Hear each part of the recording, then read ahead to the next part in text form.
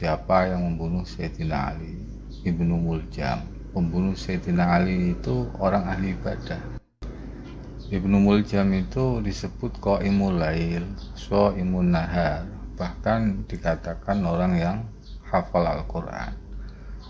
Alasannya kenapa dia membunuh Sayyidina Ali? Karena ia mengkafirkan Sayyidina Ali dan menganggap bahwa Sayyidina Ali niku tidak menghukumi dengan hukumnya Allah.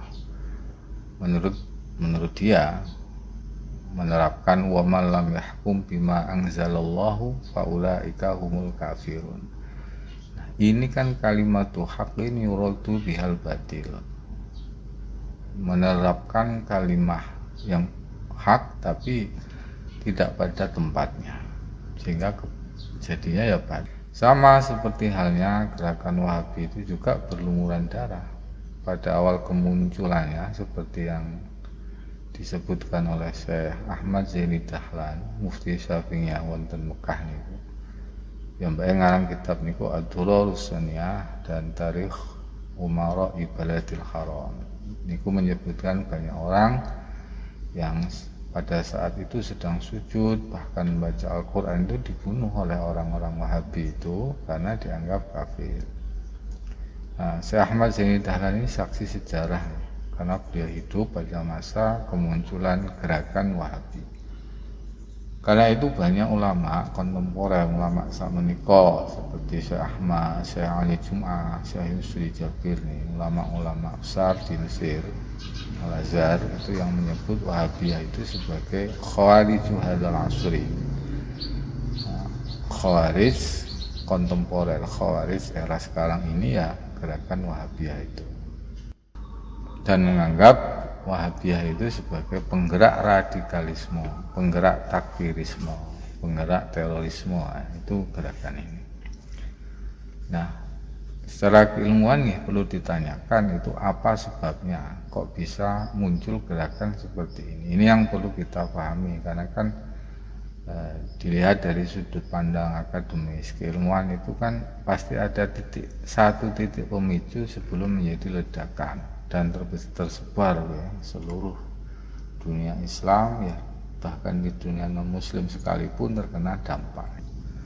Karena itu kitab-kitab Ahlus Sunnah ya, seharusnya banyak diperbanyak, disebarluaskan. Dan santri itu sekarang kan sudah berbeda zamannya dengan santri zaman dulu. Jadi porsi pelajaran akidah itu harus ditambah. Jangan hanya fokus pada nahwu shorof saja. Nahwu shorof itu susah anak-anak itu. Ya, sudah difokuskan yang nggak paham, sementara zaman yang dihadapi tidak sama lagi. Jadi harus ada penambahan untuk materi tentang akidah. Bila perlu dari awal itu sudah diwajibkan menghafal Aqidatul Awam. Kan nggak lucu nanti ada santri yang NU kok ngefans sama Khalid Basalamah, ngefans sama Firanda, ngefans sama ya penceramah-penceramah dari golongan Wahabi. Dan ini nyata itu. Nyata ada. Nah, saya pernah ngecek sendiri ini wonten.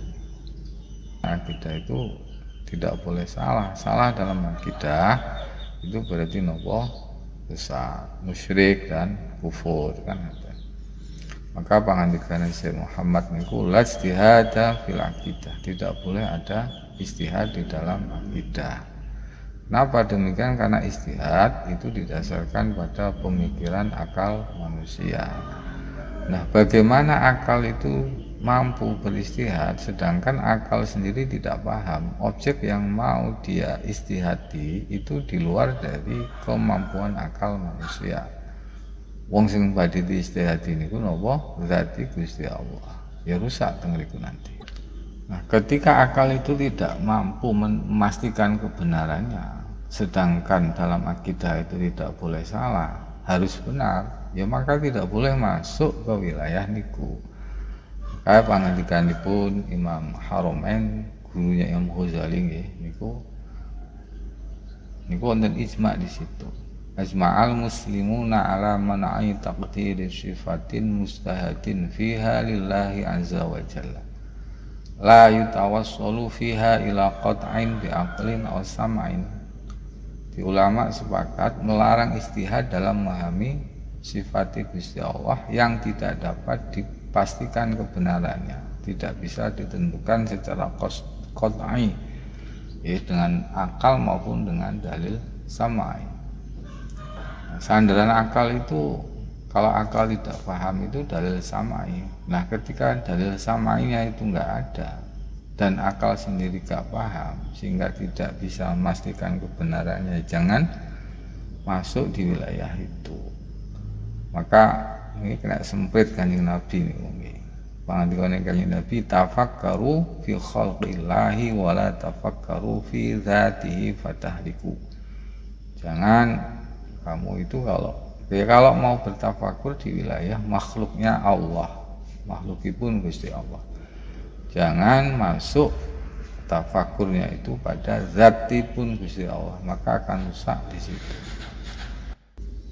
Pangandikane Kanjeng Nabi wala tafakkaru fi dzatihi fatahliku, sak menika niku terbukti niku.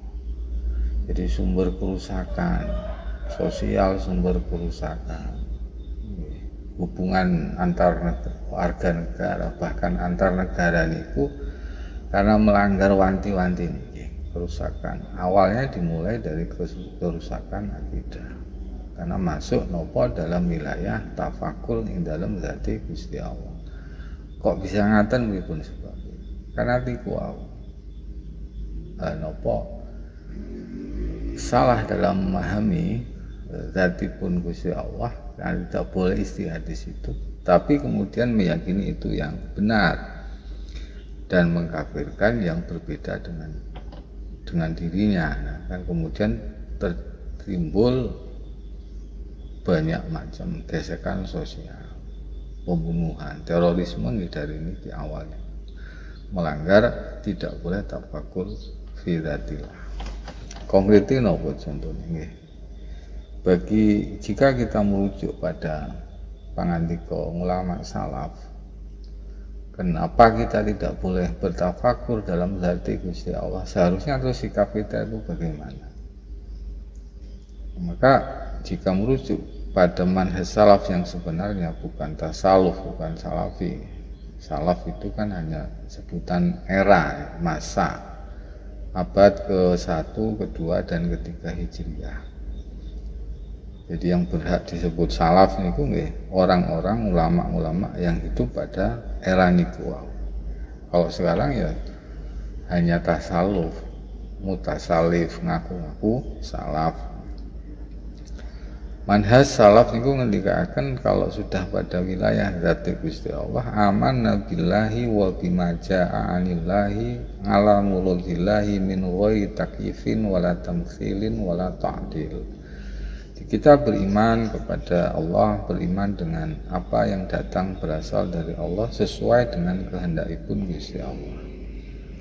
Misal dalam masalah yang berkaitan dengan zatnya Allah, istiwa Ar-Rahman itu, Ar-Rahmanu ala asistawa.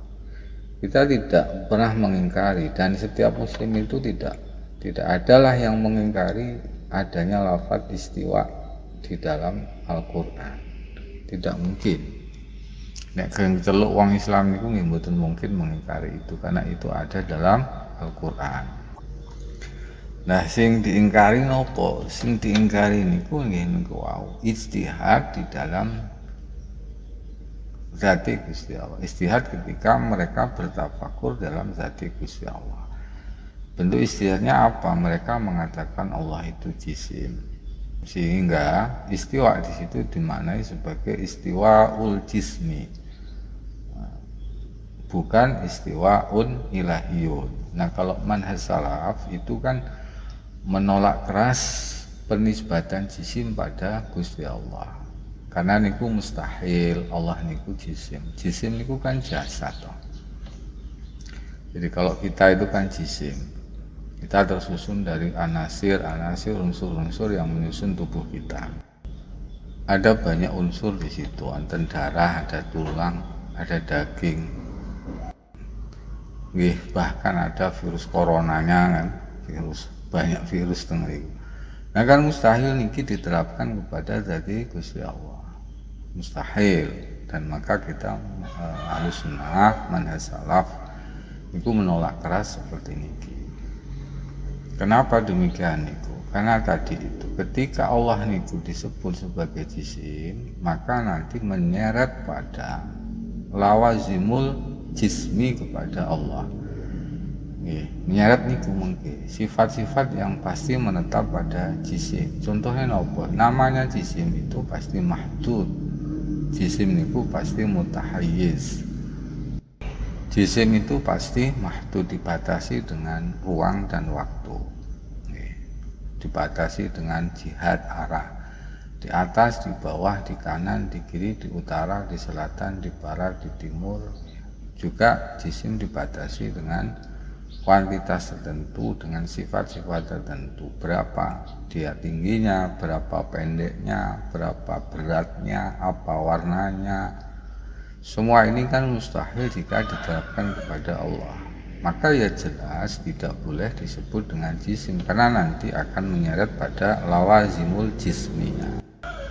Nah, akar akidah tajsim itu sebenarnya pun muncul sejak abad keempat Hijriah itu sudah muncul, tetapi reda karena dibabat habis ulama-ulama kali berbesar pada era itu.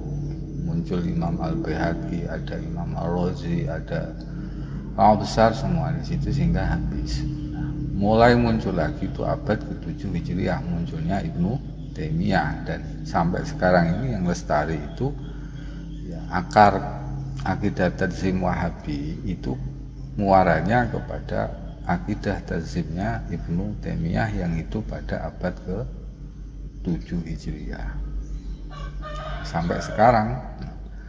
Nah, ketika jisim itu diisbatkan kepada Allah sebagaimana pemahaman Wahabiyah niku, maka menarik nopo akan menyeret pada lawazimul jism ketika memahami zatipun Gusti Allah. Sehingga orang Wahabiyah pengikut Ibnu Taimiyah niku memaknai Ar-Rahmanu ala asistawa niku istiwanya menurut mereka itu istiwaul jismi, dan mereka istihad di situ, padahal itu wilayah yang tidak boleh nopo ada istihadnya. Nopo bentuk istihadnya? Contoh Ibnu Baz, Musamain niku ngarang-ngarang kitab Tauhid, ya Soleh Fauzan gitu. Ngarang-ngarang kitab ya tauhid versi pengikut Ibnu Taimiyah, versi Mujassimah Al-Mu'assirah. Jadi kalau menyebut istihadnya itu seperti misalkan Ar-Rahmanu 'alal 'arsyistawa ditambahi oleh mereka bidzatihi haqiqatan. Allah oleh mereka istawa dimaknani julus, lungguh di aras dengan zatnya hakikatan, secara hakikat bukan majaz. Nah, tambahan kata-kata bidzatihi haqiqatan itu istihad mereka, yang seharusnya jika mereka niku mengaku salaf ya tidak seperti itu. Ini bukan ranah istihad. Maka ngikanipun Syekh Muhammad niku al-mujassimu jahilun bi rabbi, wong sing menjisimkan Allah itu orang yang tidak mengenal Tuhannya. Wala yasihhu ziyadah ala sifatil istiwa'i bistihadin aw istimbatin. Tidak sah adanya penambahan terhadap sifat istiwa di situ melalui istihad atau melalui istimbat. Kenapa demikian? Karena akal tidak bisa masuk dalam wilayah itu. Maudhu'nya itu tidak mampu dijangkau oleh akal wilayahnya. Nah, sikap akal itu harusnya bagaimana? Ya taslim, at-taslimu wal imanu bima ja'a kama ja'a. Ya, tidak memberi penambahan dan tidak memberi pengurangan, apa adanya saja, dan sudah tidak usah dipikirkan. Karena pengendikan Kanjeng Nabi wala tafakkaru fi dzati, sudah pasrahkan saja kepada Allah. Nah, kalau penisbatannya itu kepada Allah, berarti kan istiwanya di situ istiwaun ilahiyun, bukan istiwaul jismi. Kalau istiwaun ilahiyun dan itu berkaitan dengan zat Gusti Allah, kembali tadi wala tafakkaru fi dzatihi laisa kamitslihi syai'. Nah, demikian niku manhaj salaf yang sebenarnya.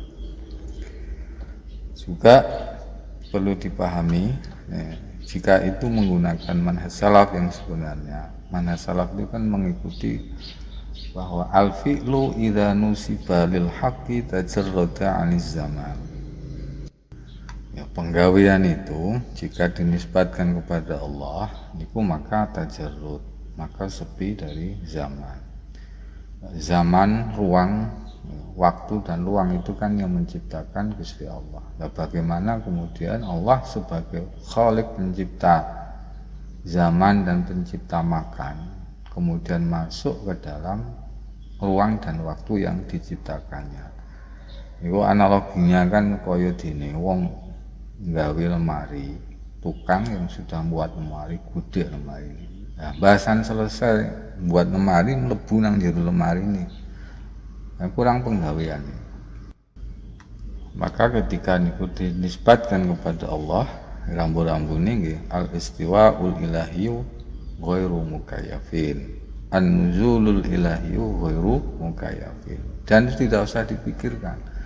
Jangan sampai kemudian terseret pemikiran menjisimkan Gusti Allah. Nuzulnya nuzulul jism. Turunnya jasad, seperti orang turun dari atas ke bawah. Niku pun rusak teng riku. Pangandikanipun Imam Ahmad niku kullu man khatara bibalik fallahu mukhalifun lidzalik.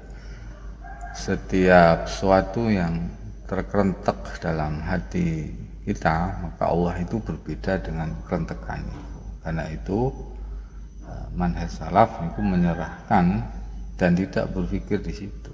Pun mboten usah dipikir, niku selamat karena wala tafakkaru fi dzati.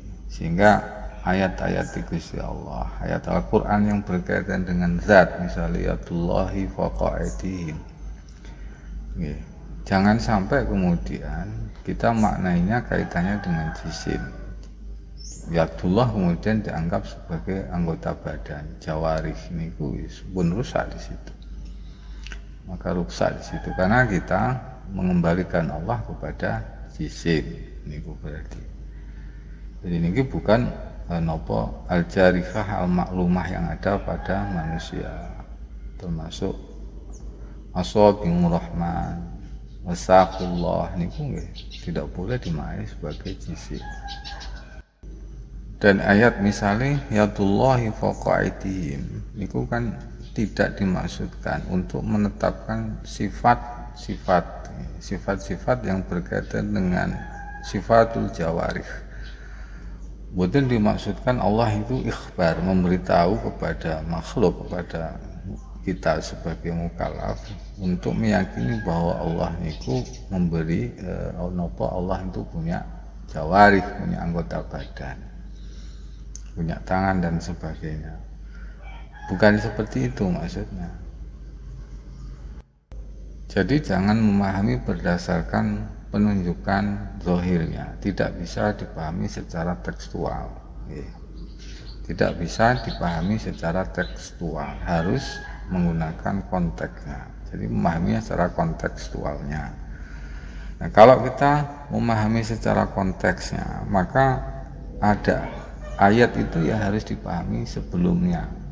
Sebelumnya itu ayatnya bunyinya bagaimana, dan setelahnya itu bagaimana, dan konteksnya itu bagaimana. Terus dibingkai dalam pemahaman akidah tanzih, mensucikan Allah dari sifatul hawadits, sifat-sifat makhluk. Itu harus seperti itu jika memang mengaku sebagai pengikut manhaj salaf. Contohnya ketika memahami ayat Ar-Rahmanu 'alal 'arsy istawa.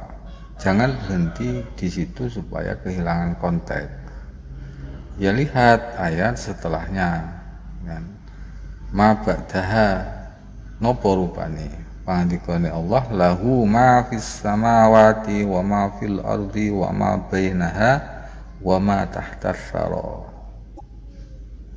Artinya jika dimaknai dalam pemaknaan yang kontekstual, di sini yang dimaksudkan dalam ayat secara utuhnya, ayat 1 bergandeng dengan ayat lain, itu bukan isbatul jawarih, bukan sekedar memberitahu kepada makhluk bahwa aku ini Allah duduk di aras, ya tidak seperti itu.